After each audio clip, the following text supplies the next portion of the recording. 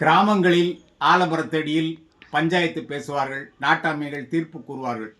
அதற்கு சட்ட ஏற்பு அளித்துவிட்டால் நிறைய பிரச்சனைகளை உள்ளூர் அளவிலேயே தீர்த்து கொள்ளலாம், நீதிமன்றங்களுக்கு அலைய வேண்டிய தேவையில்லை என்று குடியரசுத் தலைவர் திரௌபதி ஒரு கருத்து கூறியிருக்கிறார். மிகச்சிறந்த கருத்து, வர வேண்டிய கருத்து.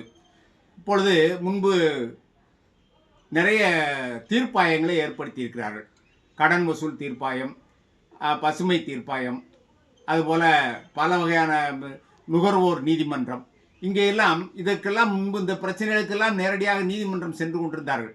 இப்பொழுது ஒவ்வொரு ஊரிலும் ஒவ்வொரு 2 வீட்டுக்கிடையில் பொது வழி தகராறு, பொதுச்சுவர் தகராறு, இது போன்ற ஏராளமான பிரச்சனைகள் கோர்ட்டில், நீதிமன்றத்தில் 10 ஆண்டுகள் 15 ஆண்டுகளாக கிடக்கின்றது.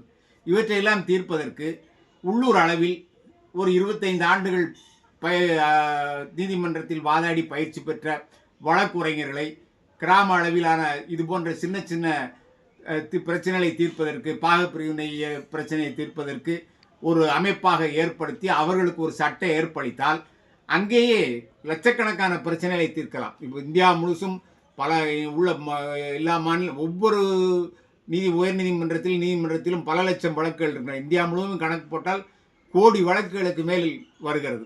எனவே திரௌபதியின் இந்த கருத்தை ஏற்று அரசு, அது தமிழ்நாடு அரசு அதை முதலில் செய்ய வேண்டும். கிராமப்புறங்களில் இந்த அமைப்புகளை ஏற்படுத்தி இந்தியாவிற்கே வழிகாட்ட வேண்டும்.